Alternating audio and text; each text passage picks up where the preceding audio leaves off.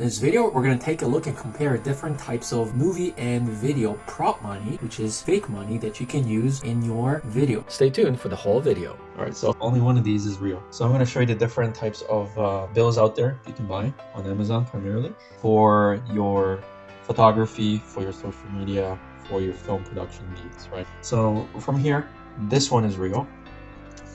And that's because you can see United States of America. This is noted as a legal tender. There's no additional marks except for the blue one. Now, this one comes from MPPP, and this one is identical except it's got the text difference for motion purposes only. You see the difference?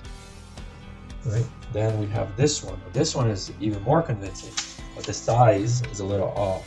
You see that?